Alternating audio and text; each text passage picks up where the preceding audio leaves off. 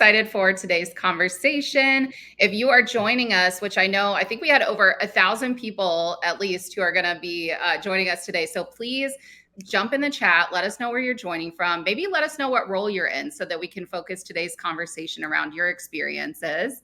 And you are here today for a very exciting event. This is the Ultimate Cold Calling Lab, real practice, real tactics, real results. And my name is Alexine Mudawar. I'm going to be your moderator today. I am CEO of Women in Sales, which is the largest global community for women in the field of sales. We provide educational resources, any kind of events, any materials that help women within their sales career to find success. And we are co-hosting this event with not one, but two amazing companies, and that's ZoomInfo and Revenir. So Megan, I'm going to kick to you first. Can you introduce yourself as well as your company so everybody knows who you are?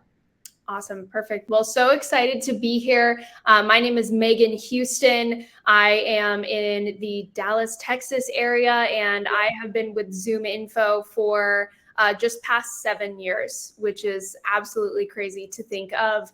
And I manage our new business outbound SMB SDR team. It's a mouthful, but we have so many different subsegments and outbound teams here. So mine is specifically small business. I run a team of about 10 individuals over here and have a great time doing it.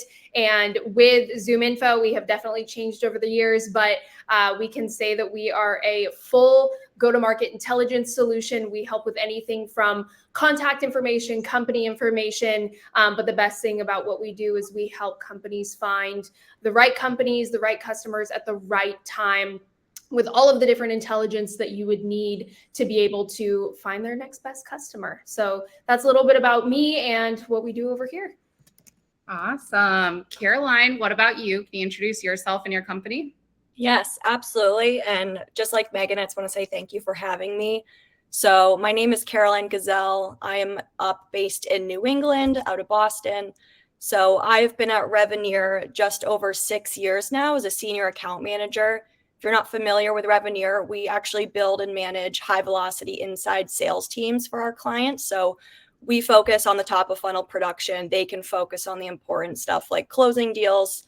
The kind of companies that we work with really range from those fast-growing startups to more established enterprises.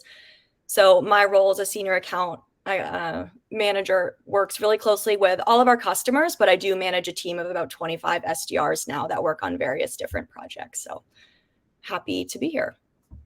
Amazing. Well, so happy to have both of you.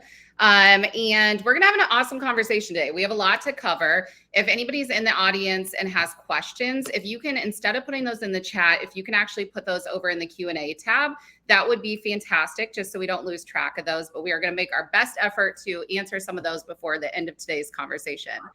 To start off, I feel like a lot of conversations talk about kind of your start in sales, things of that nature. But I think a more fun place to start would be, what is your most memorable cold call that you've had in your career? Because I feel like we all have a fun one, and I want to hear each of yours. So Megan, let's start with you.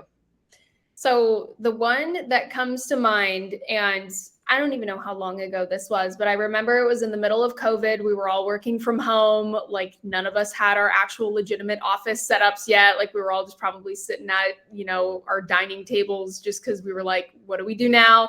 And I was on a call with this guy, and it felt like it was going so well. We were having so much back and forth rapport, asking questions. And it was like past the 15-minute mark. It was a long call. And then at the end of the call, when I was like, okay, everything seems great, let's secure this meeting, I asked for the meeting, and he was like, oh, like, no, we're not going to do a meeting like that. It just doesn't make sense. And I was like, are you kidding me? I was like, what do you mean?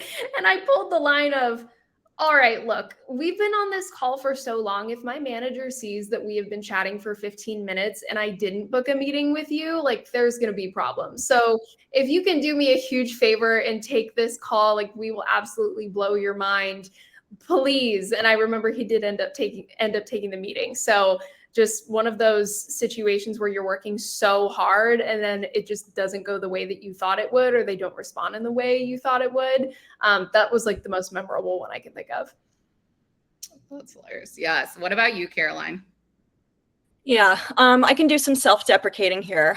One of my most memorable cold calls was also probably one of my worst cold calls. And similar to you, Megan, it was just when I was starting out. So probably a million years ago, cold calling. But I had mixed up my tabs and I started pitching to the complete wrong person, wrong company. And in my head, right, I think I'm nailing it. I've got the perfect relevance. I've been doing so much research. The prospect actually let me get pretty far into the conversation before, informing me that he had absolutely nothing to do with what I was speaking about. So owned it, laughed it off, definitely apologized. Needless to say, I did not get the meeting that day. But since then, going forward, that's when I started triple checking my notes before every dial. Love it. I think this is good too, because sometimes people think that people just went from complete novice in sales to expert overnight. So I think it's important to set the stage. And one of my earliest memories, actually my earliest memory cold calling, is I actually booked a demo on my very first call. And I was so excited because I thought that I was like winning. I was like, this is the career I'm supposed to be in. Unfortunately, I did not get the person's first name. I only got their email alias. And there were a lot of people with the same last name at that company. So to this day, I never figured out what the first name of the person was. But I still know my manager. We still crack up about it. It was just like one of my funniest memories. So, those early days cold calling, you get through some hurdles and it's all good. So we're going to debunk and talk about some of this today. First and foremost as well, I think one of the biggest topics that comes up, especially in our community, is cold calling is intimidating. It's inherently scary. Rejection's scary. Basically, anything that has to do with cold calling is frightening. So for both of you, how do you get over call reluctance and get hyped up to make calls? Yeah, that's a great question. I feel like a lot of the times we overthink what the person on the other side of the phone is going to expect from us for us to be able to be successful. And what I mean by that is I feel like, and I can just speak for myself here, I feel like I need to execute everything perfectly. I need to sound like the smartest person on the planet. I need to absolutely blow their mind with what I'm going to say. And if I won't be able to answer one of their questions, I'm going to feel like a failure and I'm going to feel like they won't take the meeting. But the longer that I've been in, this industry and in sales in general, the more I realize that if you can just show up as yourself and if you can just be a human, have a human to human conversation and come prepped. Yes, you should know, what the company does that you're calling and, what that title does normally, what that individual would be doing. But the more that you can just show up for yourself, the better. So if I can just remind myself that I don't need to be the smartest person ever, and I don't need to have all of the information, that calms my nerves. I don't need to be perfect. I don't need to know, everything under the sun. I just need to be prepped enough where I can ask good questions and I can just listen. So giving myself that pep talk and giving brand new reps on my team that pep talk as well, I feel like normally helps. Absolutely. Yeah, I mean, I agree with all of the SDRs. Cold calling is nerve-wracking, right? Prospects aren't expecting our call, usually also aren't too thrilled to be receiving it. So at least at Reveneer, we really emphasize a team environment. So that needs to be a large open floor plan, having SDRs call together. I think just creates energy, comfort in numbers, if you will. So what my manager first told me when I first started cold calling was that it's kind of like going to the gym, right? So you might not want to go, you don't like the idea of going, but once you're there, you sort of get into the zone. But at the end of the day, you need to have a good mindset before you start calling. You need to be able to capitalize on every connection you may get, right? Some people you're calling, they just will not answer the phone. So you really have to make time that you have with the prospect. So I think also doing a pre-call huddle to get in a good headspace and just hype each other up before beginning call blocks is important. Absolutely. Get in the right headspace. When I was early cold calling, one of my managers actually had me go down to CVS that was in our building below us. And he's like, just go buy a mirror, put it on your desk, and literally smile and dial. And that helped me so much with learning tone and just getting more comfortable and reminding myself that there was like another human. Somehow seeing myself felt like I was talking to a human on the other side of the phone. So it's always the silliest little piece of advice that really stick with you. And, alongside thinking about, what I would call like more of that call reluctance comes objection handling. Obviously, we all learned a lot about objection handling and different strategies, but I'm curious for each of you, what objection handling frameworks you're utilizing and how do you stay in control when you're getting hit with those objections so the call doesn't fully, derail. So yeah, maybe you can take us through that, Caroline, first, and then we'll go to Megan. Yeah, this is a good one. We try to keep it pretty simple, but as a whole, it's 3 parts, right? So we teach our SDRs to embrace, inform, and question. So we'll start with the embrace. I think to stay in control of the call, it's critical to expect objections and embrace them. So you need to show the prospect that you're actively listening. You're showing them that you understand their objection. It has legitimacy, but then you kind of take it to the next level and then you start to inform them. I think it's really helpful to have written answers in front of you to any objection that you think you might get. So just you feel really comfortable, you can seamlessly rattle off your rebuttal. And that just kind of shows them that their objection is no longer valid, right? Either your product or service can resolve that objection or you're willing to work with them just to make it a bit less of an issue. And then lastly, the question, always want to end it off with an open-ended question. So I think for this, it just shows natural curiosity, definitely not defensiveness. So I always tell my SDRs the goal of any objection handling exercise is just to pull the conversation back to their needs and pains. Like whoever's asking questions is controlling the call. So embrace, inform, question, just go on over it. Doesn't matter. You just want to get back to the meat and potatoes of the call. Embrace, inform, question. I love that. This is great. Thank you so much. Megan, what about you? Yeah, that framework is really good. For me, I think writing things down, just like Caroline said, is huge because we might all think that we know the answers to everything, but sometimes when someone just gives you that very abrasive tone, or especially when they cut you off of what you're saying and then throw an objection at you, it doesn't matter how well you think you're going to respond. At least for me, if it doesn't come the way I thought it was going to, then I'm going to stumble over my words. I'm not going to execute as well as I thought I would. So for me, I have a MacBook. There's the Notes app on your Mac. For me, I write down everything in the Notes app in regards to the top 5 objections that you could possibly get. And then I'm always searching for those in the same section. So that way they're easy to find. For me, when it comes to objections, I love the concept of using something called client voice. Probably a lot of people have heard of what client voice is. But when I think of client voice, it's saying, hey, I totally get where you're coming from. I hear a lot of people say similar things. And then I always break it down to, so there's normally 2 types of people that I talk to. Maybe, and you can use this for anything, whether it's too expensive, timing is off, we don't have the resources, whatever it is that they give you. You give them so there's normally 2 types of people I talk to. The first type of person, and then you can explain one deeper reason for what the objection is that they gave you.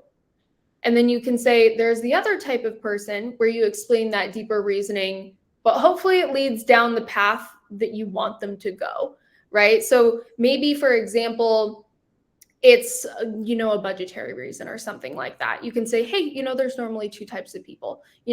Person A that I'm talking to, where they have already allocated all of their budget. It is absolutely not a thing that's going to happen.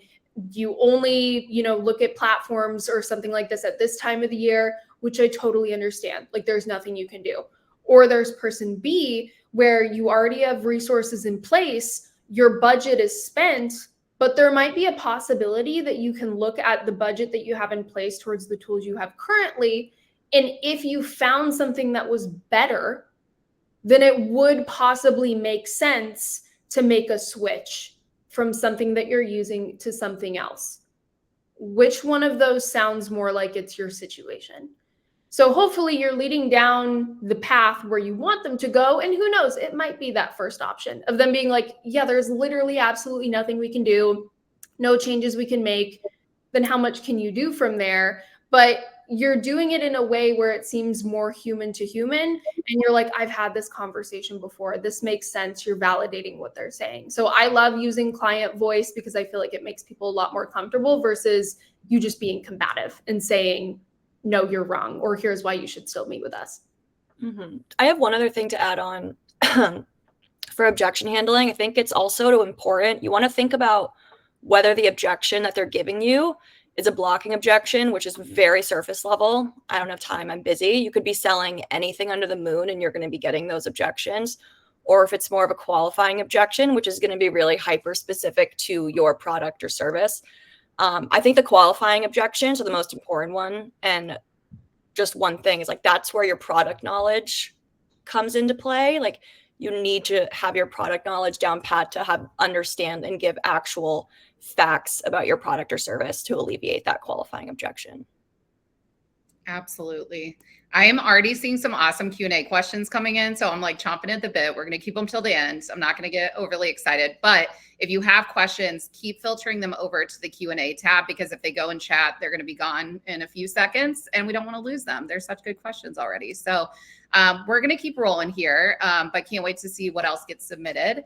Another big piece of this conversation, and something that we talk a lot about in Women in Sales as well, is comfortability with talk track, value prop. And right now, of course, as sellers, we're scared. Like we don't want to sound robotic. We're already worried about email sounding robotic. We can't have the same thing on the phones too. Otherwise, we've just fully transformed into robots. So how do you both go about getting comfortable with your talk track and making sure that you're hitting on your value prop without it being like pre-rehearsed, still sounding human, essentially? Caroline, let's start with you. Yeah, I think, right, you need to understand your talk track. And that's where, right, a little bit of the work you're going to have to put in by yourself. It's going to be the background work to make sure you're going above and beyond. The big thing for me is you need to know you're going to face rejection from the very beginning. Once you get comfortable with that, everything else will flow. I think this one's tougher, but I would say mocks is huge. This is something we do daily. Doesn't matter if you've been an SDR for 1 month or 1 year, you need to get the reps out, right? If you're reading off a piece of paper, once again, to your point, it sounds very robotic. And so kind of take what you want to say and then explain, how would I talk to someone in my family about this? If they were in the industry, but I'm not going to talk to them like a potential prospect, I'm talking to them like a colleague, a friend, and just I want to know more. Be naturally curious, get the pain. Don't just go into it thinking, I need a meeting, I need a meeting, I need a meeting. Once again, that's going to translate onto the phone. So just taking it one step at a time, say it out loud. That's a big thing I think some SDRs forget to do. If you're going all day without a pickup and all of a sudden it kind of catches you by surprise and then you have to read word for word off a piece of paper, you sound very robotic. So just getting used to it, having a conversation in real life. Absolutely. Yeah, I would say the same thing. The mock calls are great. And I always tell the brand newest person, like, go cold call your spouse, go cold call your significant other, your brother, your sister, mom, friend, whatever, and have them actually give you feedback about how you sound. Maybe not the verbiage that you're using in regards to your product knowledge, because they might not even understand what you're trying to convey, but just your overall tonality and your tact on the phone, I think, is the thing that they can give you the most brutally honest feedback on, because they'll tell you if you sound awkward. They'll tell you if you sound robotic. And I feel like I'm very passionate about the fact that that is the thing that is most important on a cold call versus executing everything you have to say perfectly and sounding super smart. The more you can sound like you're just talking to a close friend on the phone, the more effective I think you'll be. Absolutely agree. I was thinking about this recently because it's so funny. I live in sales. I've been in sales for over a decade. And I realized when we go to a lot of these dinner parties, community style dinners here in Chicago, and you don't know who else you're like dining with typically. And I realized I was struggling to convey what I do for a job because everybody works in different industries. They don't all work in sales. They don't understand the same acumen that we use. And so I really struggled like over the last year just to crystallize what it is that I do and be able to explain it in a way that someone who's a complete stranger at a dinner or a door person at my building, whoever can understand exactly what I do. So I honestly think just even situations like that, when you're with friends, if you're at a dinner party, if you're whatever, like watch how you explain what you do to them. Because you'll realize that you're much more speaking at the human level. You're not doing like you're not going to give your full spiel, a multi-minute overview of what your company does when you're around people or people that you don't know who don't work in your industry. So I think that's actually a really good place to challenge yourself. And Uber and Lyft, great place to just kind of like learn what you do. You don't have to share your company name, but you can talk about what you do on a high level, and that's a good place to practice too. So wherever you can get your reps in, do it. And as we think about, we're going to keep talking a little bit. So we went through the call reluctance, objection handling. Now is the one that I feel like is the hardest for all of us. And this is just on a human level, not just as sales reps, and that's rejection. So we know rejection is a huge part of cold calling. And there is no world in which we're cold calling without rejection. They go hand in hand. So for anybody who has the question, like, how do I get away from rejection? You don't. It's part of cold calling. But for each of you, how do you deal with rejection and prioritize mindset? And further, how do you know when it's time to take breaks too? Because I think that's also important to know thyself and know, maybe this is a time for me to take a step back as well. So Megan, what do you think about this? Yeah, I always use this analogy of, say, for example, you just like made a batch of cookies, right? And it's your recipe, it's good, you love your recipe. And then you're going around and you're offering people like, do you want one of my cookies? And you're going to have people that say yes. And you're going to have someone that's going to be like, oh, no, thank you. I'm good. You're not going to be like, my cookies suck. They don't want my cookie. Or like, why do they not like me? Like some people will just not want it. You know what I mean? So if we don't take that personally, if we're offering someone something, or if someone comes into your home and you're like, hey, do you want something to drink? And they say no, you're not going to be upset about it. Like some people just don't want it, right? So that's what I think. And I feel like a lot of it stems from people not being super rooted and confident with their product offering.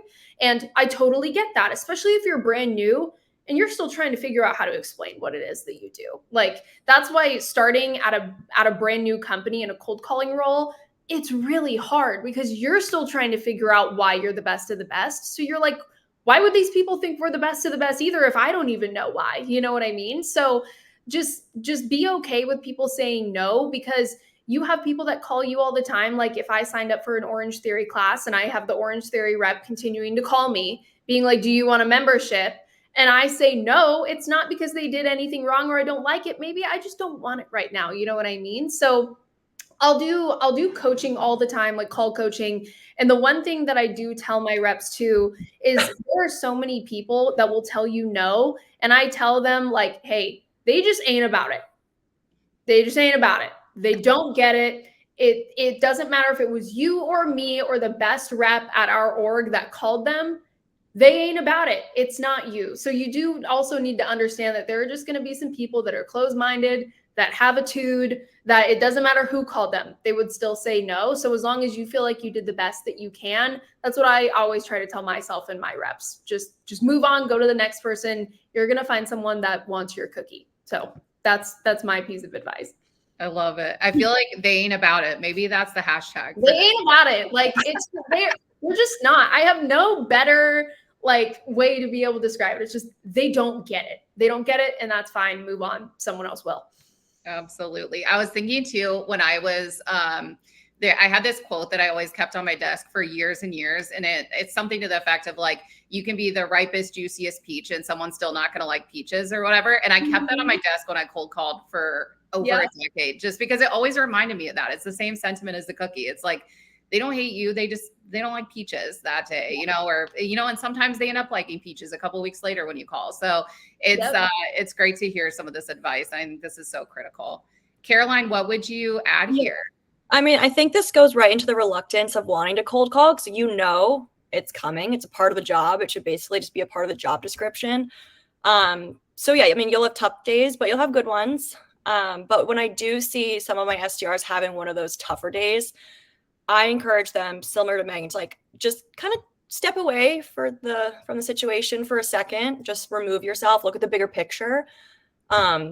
I give people the benefit of the doubt. So maybe you're calling them on their lowest day, right? Mhm. It's just timing. It has nothing to do with you as a person or even your product that you're calling for. I think, right, if people are rude, that says more about them than it does about you. Some people don't like peaches. They're never going to like peaches. But right, if you're having a tough few calls, take a break, go on a walk, like do what you need to do basically. Just because as I mentioned earlier, like if you're in a bad mindset going into your calls, it's immediately going to reflect. The prospect's going to pick up on that. So Yeah, kind of I was just gonna ask you that. Sorry. I was gonna say, as long as you're tied into your manager too, where if you're getting constant feedback from your manager on your calls and they're like, you're doing good, you're saying the right things, just trust the process. I feel like that helps a lot too, because if you're not getting constant feedback from someone, that can encourage you and continue to let you know you're on the right path, then you're going to overthink it. And when you do step away, you're going to be thinking, is it me? What am I doing? But reach out to your manager, reach out to your colleagues. And if you can get constant feedback where they're like, I would say the same things that you're saying, then you have to continue going until you find the right person. It's not you, it's them. Yeah. And then just shake it off and call the next person. Absolutely. I also used to always have a rule of three, that if I talked to three mean people in a row, I was like, I might be the mean person. I might be the one bringing bad energy into the call. And so anytime I had like three really bad cold calls in succession, I would go for a walk. I'd go get a coffee. I'd just do a lap around the office, whatever I needed to do, because that was an indicator to me that I'm bringing bad energy into the call. So yeah. I could not agree more. And then on the flip side, what I would say too, is if you are on a kick and you're like booking stuff, keep calling. Like, do not get up. Don't have a celebratory. I know a lot of people are like, go get yourself a Starbucks. No, keep dialing, because you bring that good energy into the next call. And those are always the days in which you get like a couple meetings in a row and it seems like an anomaly, but oftentimes it's not. It's because you have that good energy and the other person on the other side of the line senses that. So it works both ways, the yin and the yang. And don't let that deter you from calling them again. I've seen in the past, right? Someone was really rude. They put you off. They immediately shut you down. Call them back a week later. I guarantee they will not have any recollection of who you are. I've seen it happen time and time again on my teams that they'll book them a week later. They were totally different, happy as a clam, really nice, really receptive. So definitely keep them in your cadences and don't write them off right away. Absolutely agree. So much good advice here. Where we're going to have to take some of these learnings and distill them later, because we're covering a lot of ground in this, but I'm excited. So, and if you're in the chat, I dropped a few different links that you all can reference. One is a link to the Women in Sales Slack community. One is the ZoomInfo Copilot interactive demo so that you can check out ZoomInfo. And then one is a link to Revenier's most recent blog that you can check out as well. So we'll drop those one or two more times throughout the event, but wanted to make sure that everybody knew those resources were being shared from our lovely co-hosts here. But we are going to continue moving forward here. And now that we're kind of out of what I call the tough three, which is the call, reluctance, objections, rejections, now we're going to get into more of the fun stuff. So confidence. Confidence is another key theme that comes up a lot, especially when you're in the early days or you're starting a new role or you're just a little rusty on the phones. So when we think about confidence, for each of you, how do you build confidence in cold calling? How do you place importance on tone, pace, mirroring, all of the things? Let's start with you for this, Megan. Yeah. So I remember, and this was kind of a scarring story where it changed me in a good way, but I remember one time I had just gotten a new paired AE. I had moved to, outbound from inbound at ZoomInfo, and I had made a call. And then my AE started playing my call on her loudspeaker in her office. And she just goes, "Why do you sound like that? That's not what you sound like." And I was like, oh my God. I was like, that's so bad. But then she brought me in and she was like, "You sound nothing like this in person. Why do you sound like this?" And she taught me about the concept of speaking forward and not up. And I think that that's super important, because that, along with the pace of how you're delivering what you're trying to say, I think makes or breaks a call. Because I feel like it's very easy to break out your customer servicey voice and be like, hey, Caroline, it's Megan with Zoom Info. How's your day going today? And then the person on the other line is like, I don't have the mental capacity to deal with what is happening right now, right? So being able to speak forward with confidence and not up, I feel like it helps a lot, right? Same thing with the speed of how you're delivering your messaging. I always think if I was talking person to person and someone was trying to explain something to me, the faster they talk, the less I trust them. And I feel like that's very much a human psychology thing, where I'm like, if you're trying to get out so much in such a short amount of time, it's because you're trying to have me not pick up on everything you're saying, and it just loses trust. So if you can be slower and have intentional pauses and enunciation with what you're trying to say, I feel like that helps build a lot of trust. And if I feel like the prospect trusts me, it gives me a lot more confidence. Because if I feel like they don't, my confidence goes down, because then I feel like I have to convince them more. So speaking forward and not up, and then just slowing the heck down with what you have to say. I feel like those two things have helped me a lot.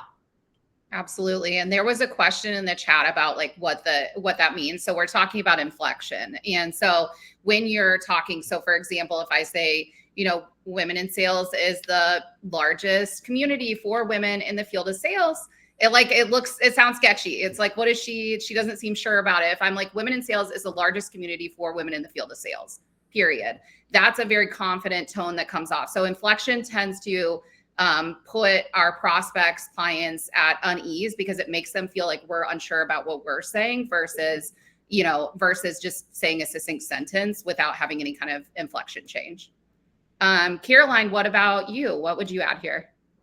Yeah, I think, in my opinion, tone and pace matter more than words in the first 10 seconds of your call.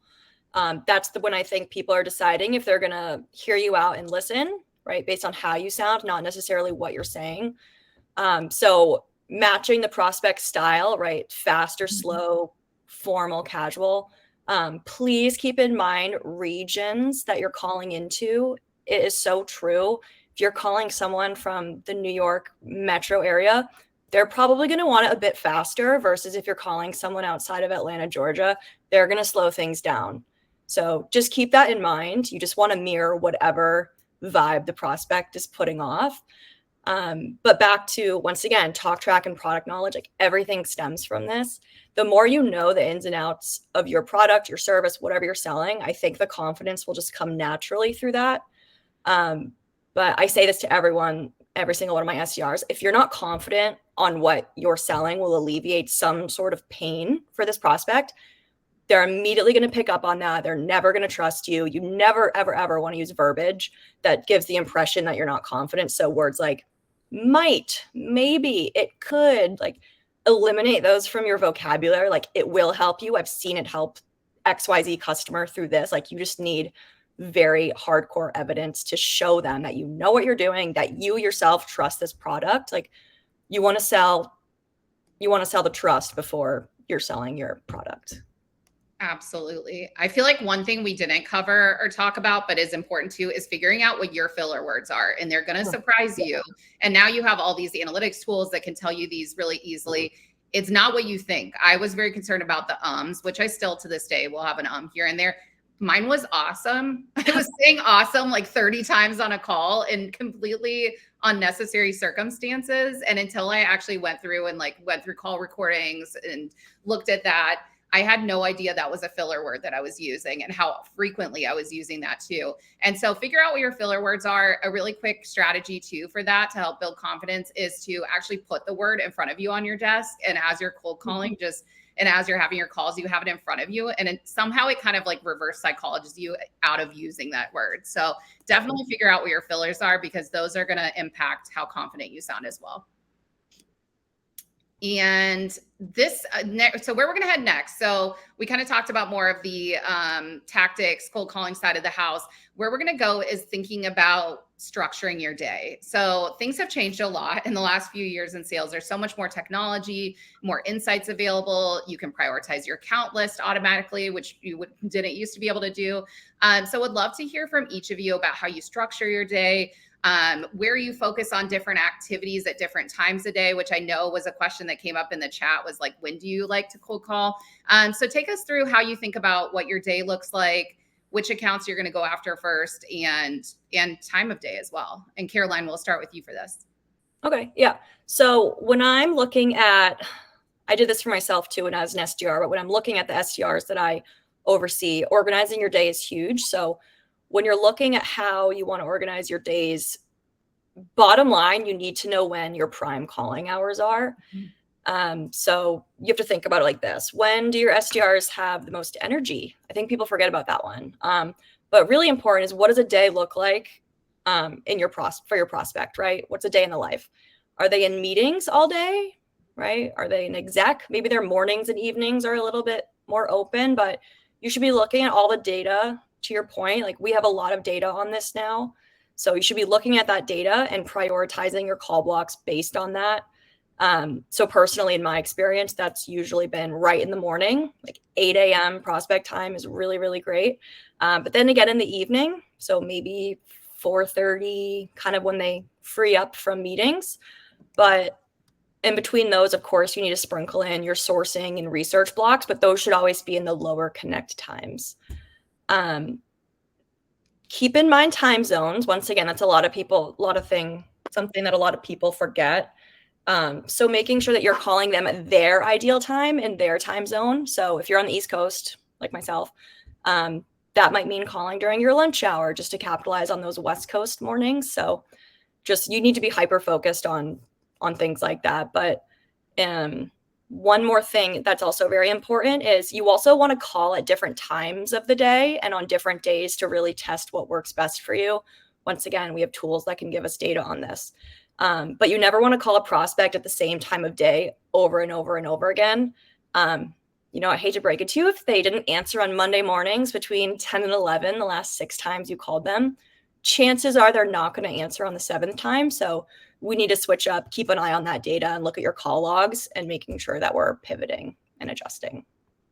Absolutely. Great advice here too. And I saw one of the comments from Christine here was about industries having different start times. So, Christine calls on plants and refineries. So that's a much earlier start time. So yeah, being very aware of like the industries you're calling into, the titles of the folks that you're calling into, and time zones. I mean, all of that together is going to help guide you. And I dropped in the 5 calls after 5, which is always my favorite, because that's a great time to grab a couple quick meetings a week. I mean, people are happy. They're at the end of their workday. They're running out the door. That is a great time to get a quick meeting on the books. So yeah.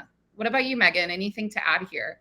Yeah. So the way that I teach the brand newest people how to structure their day, because when you have someone that's brand new, especially, they're getting all of these different things from every of the reps on your team of like, you should do this and you should do this and you should do this. And it's like, yes, try it all. But the way that you structure your day, I think, is the most important, where I think of the day as 3 buckets. You have your first couple hours of the day, you have the late morning to early afternoon, and then you have like the later afternoon to early evening. So first thing in the morning, the thing that we preach at ZoomInfo is you are calling after we call it like your tasks. Right. So this is your current pipeline that you've already built out, where you have given yourself notes. You have already multi-threaded and identified every single person that you want to call at that account. It's all laid out, ready to go. It's in our Salesforce, and you just need to press dial. So all the research is done already. I don't encourage people to source the brand newest stuff where then they need to export and organize and research the mundane, slow, monotonous stuff. I would wait a little bit of the day to do that type of stuff. But in the first part of the morning, just like Caroline said, that's a great time to get a couple meetings on the board. So whatever you can work through very fast, I would do that first thing in the morning. Then that later morning to early afternoon chunk, you can go through stuff that's brand new, but still stuff that's going to be a little bit more fast. Say, for example, we have a team at ZoomInfo that creates campaigns for all of our outbound SDRs where it's all teed up for us, ready to go. Maybe we're not familiar with the companies yet, but we can still work through it pretty fast, right? So that's what we would do in that later morning to early afternoon. And then towards the end of day is where I would take the time to go through the ZoomInfo platform, where you have to go through and pick through accounts. You're doing research, you're finding all of the people per account. Then you're teeing up all that good stuff for first thing that following morning. Yes, you can get lucky, and while you're still dialing, you can have some people that answer and you book some meetings towards the end of the day, but you want to get the really good meat and potatoes, the fresh new stuff, first thing for that next morning. So that way you have a little bit of delayed gratification and you set yourself up for a quick start that following morning. So that's kind of the framework of what I teach to structure your day. Amazing. Okay, we're definitely doing something with the content from this session. There is so much good tactical information, organization. So stay tuned. I have some ideas in the background here, but we have a ton of questions. I think there were like 4 pages when I last scrolled. So we definitely have a lot of Q&A. What I would ask from the audience at this time is upvote the questions that you want us to answer on this session. We're going to leave about 10, 15 minutes to get through those, but we won't hit all of them. So I just want to make sure we hit the few that are most critical and important to all of you. And then anything else we'll bring into the Women in Sales Slack community after today's event, and we'll continue conversations there. So upvote and submit if you have any final questions, and we'll start to head over to those shortly. I think that the 3 of us knew we were going to get here, and it's all anybody's talking about right now, and that's, of course, AI. So everybody loves AI. We want to talk about AI. We're scared of AI. We use AI. So it was a natural part of this conversation today. So for both of you, when you think about where you're using AI, how is it helping you uncover insights and talking points before you even dial? And how are you kind of piecing some of that information together when you're reaching out just to help your cold calls become more successful? And Megan, let's start with you for this. Yeah, so I was looking up the name of a book that we read internally at ZoomInfo just as some of the sales leaders here, and it's called The AI-Driven Leader. It's so good because especially if you're coming from an organization where they don't talk a lot about AI, or maybe it's something that's very brand new and you're like, I barely use ChatGPT. I don't know how to have all of this work, right? It's very, very intimidating. Read this book, especially if you're in a leadership position where you need to be the catalyst to encourage your team to start using AI. It teaches a lot about how to prompt AI, how to gather data from AI, how to have AI be a strategic thought partner in how you operate day to day, right? So for AI, not only, we have ZoomInfo, great plug for AI, right? Being able to have some type of software that can help you prioritize accounts based on which companies are more likely to buy, are in a better financial position, finding out new hires, any company data that you could possibly be able to use. We drink our own Kool-Aid over here. So we are using the ZoomInfo platform every day to be able to find account intelligence, but there's great stuff to be able to use with ChatGPT and Gemini, where maybe you're trying to figure out how to structure your day, or maybe you're trying to figure out the best email or talk track that you could be able to use. So just play around with it. You can't really break AI. So just keep on plugging stuff in and asking it questions, because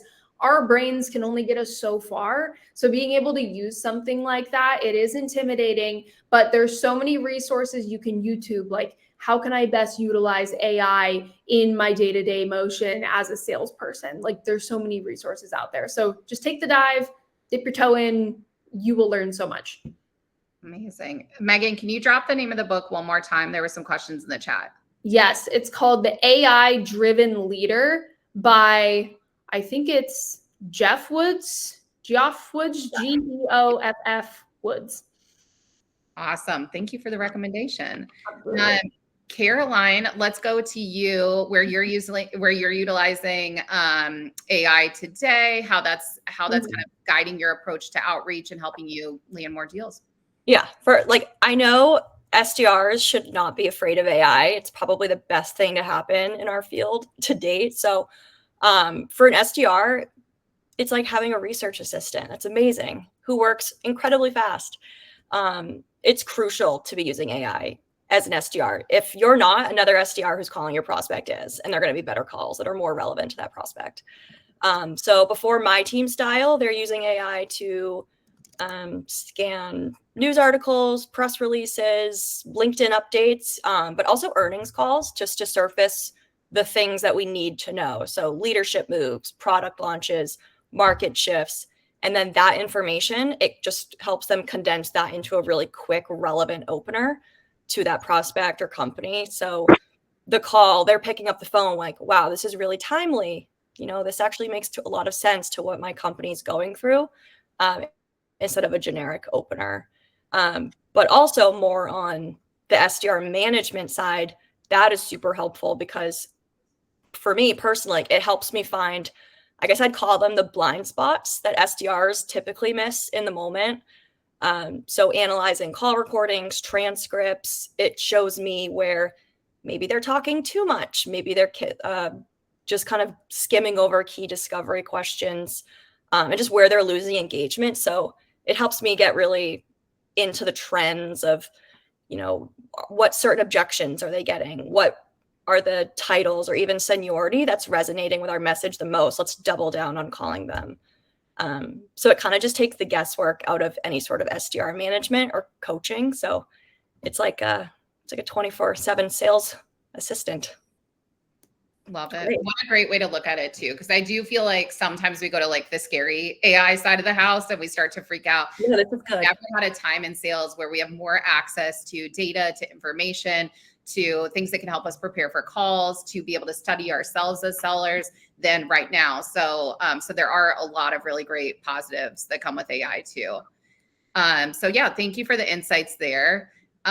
We have one more question, but we're going to pivot into Q&A. We're going off where the wheels are going off the wagon, are going off the road. So there is one question that was submitted in Q&A that has the most upvotes. So let me see if I can pop this onto the screen, but I'll read it off to us too.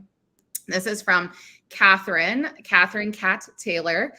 So many folks do not answer their phones. What do we say in a voicemail to get a return call? I'm finding that it's rare to get a call back, even when my analytics tell me they use my service. Any thoughts from either of you on what they can say in a cold call to? Yeah. There's a lot of mixed reviews on voicemails. I'll start off by saying that the data does not support that it's worth our time. So at Reveneer, we typically do not leave voicemails unless we've had a few conversations with a prospect. But I will say, I think that might be changing due to the new iPhone feature that they can actually see what you're saying as you're leaving the voicemail. So right, if you really actually think that they know your call, you're just trying to get a follow-up call with them, that's when I'd leave a voicemail. But if I'm being honest, I think the time is better spent just calling the next person. Because if you're calling 70 people in a day and you're getting 60 messages, you're leaving 60 voicemails, that time adds up. Mm-hmm. Mm-hmm. Yeah, absolutely. I feel like one way I like to utilize voicemails is to point people towards something that is not necessarily just giving you a call back. So say, for example, if you're utilizing LinkedIn, if you're utilizing, email, or maybe if you've had, communication with this person already and you've texted them potentially, then gear people towards whatever that written content is, because sometimes that's the path of least resistance. Sometimes asking someone to call you back, like that's a big ask. But saying, hey, I shot you over a message on LinkedIn. If you could just take a couple seconds just to read what I sent over and then shoot me a quick message back, that would be greatly appreciated. Or being able to use voicemail, again, not for people to call you back, but for people to understand that you're a real person, I feel like is very helpful, right? Because we have so many auto dialers, we have so many bots, we have so many things where today, if you're expecting a random person to pick up a random number that they have never seen before, it's less and less common, right? So if you're leaving just some context, letting someone know like, hey, just wanted to let you know, I'm a real person calling from XYZ company. Had a couple questions about whatever, give me a call back when you have the chance, or just go look at the message that I sent you on LinkedIn. Mm-hmm. Yeah. Adding some human approach to it, I feel like helps a lot. Yeah, that's the only voicemail I would leave is just check out the email I sent you, check your LinkedIn inbox, right? We don't want to give them a task of calling you back. Like in their core, it's never going to happen. Yep. And Amanda added a good comment here. Amanda Sue said, most people are reading voicemails versus listening to them. So I would think about tailoring your script so that it's well read versus how it sounds. And I totally agree. Megan, you took the words out of my mouth. That's exactly, both of you. I mean, this is what I think about too, is I'm leaving that voicemail to point to some other action that I've already taken. And on the second part of your answer, Megan, to prove that I'm a human being. I think those are really like the two goals for me personally when I'm leaving voicemails. It's never really to like fully educate them on all of the offerings of my services and some of the accolades our company has received. It's strictly a mechanism to do something else with. So other people might feel differently, and we always welcome those that feedback too. So if other people have scripts that are working for them with cold calls, drop those in the chat too, so that we can learn from you as well. We are going to, and we kind of covered Sam Borsari's question was, what are your thoughts on voicemail? Should you even bother? So I'm going to count that as we covered that. The next question that came up in the Q&A is from Ken Stout, and it reads, what other introduction phrases when you call other than how's your day going? Because I get annoyed when I get cold calling, people call me and ask me how you're doing as an introduction. What is better to introduce yourself? Like what are some of those lines you use to start the call essentially? Yeah, I can say at least for Revenir, our training is very standard across the floor. We try not to ask any of those questions, right? The prospect is giving you 15 seconds. So it's super important to be like who you are, where you're calling from, and why you're calling. They don't need the pleasantries of how's your day going? Is this a bad time? Like, don't want to do it. I just want to tell you what I do and why specifically I'm calling you. That's the most important part. So yeah, we train not to ask those type of questions, which it's hard. It seems rude almost because we're so programmed to say, hi, how are you? Like calling you out of the blue. Is this a bad time?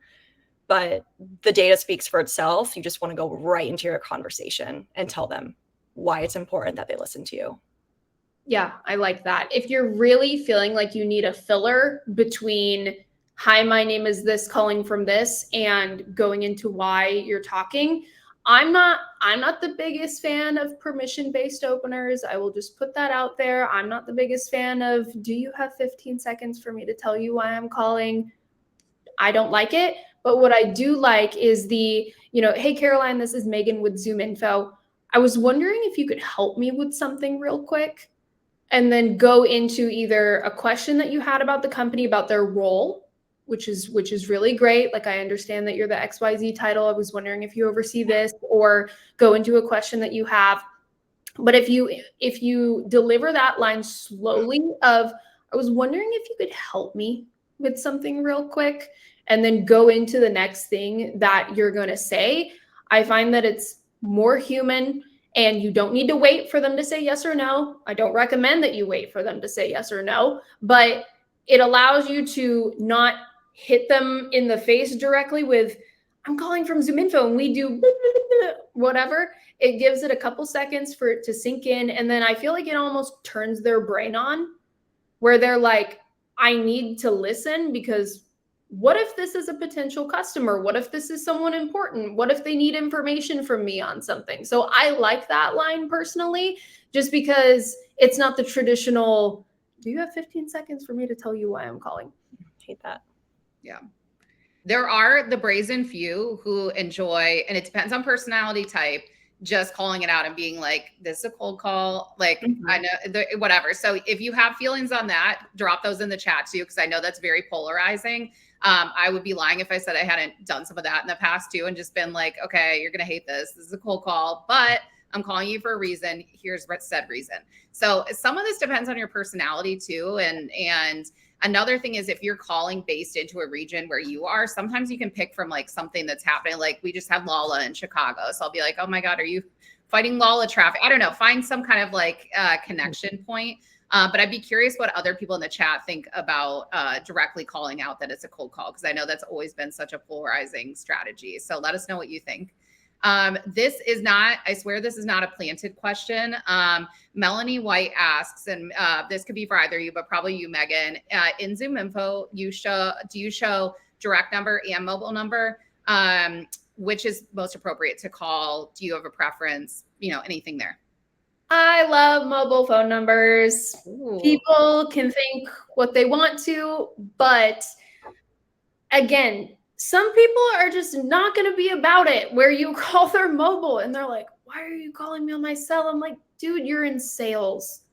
Get over it. You probably have people on your team that are calling people's cell phones. It's on their hip, it's in their pocket. Everyone is working from home now. It is the best way to be able to reach people, right? So, most people, I feel like that's a generous statement, but most people are not going to have a big problem with it.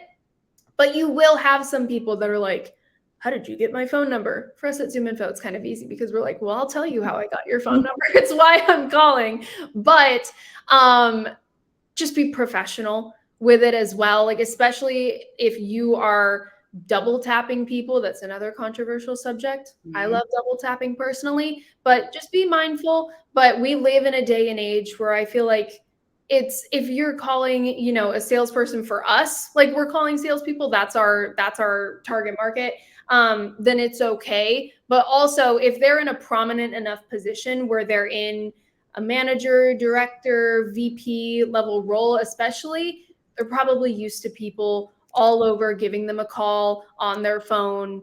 It's okay. I wouldn't overthink it. That's just my personal opinion. No, I agree. Without a doubt, the most successful reps at Revenir are exclusively calling mobile numbers. And to further this, once you are in active conversations, I don't know if there's a data point behind this, but I believe that there must be.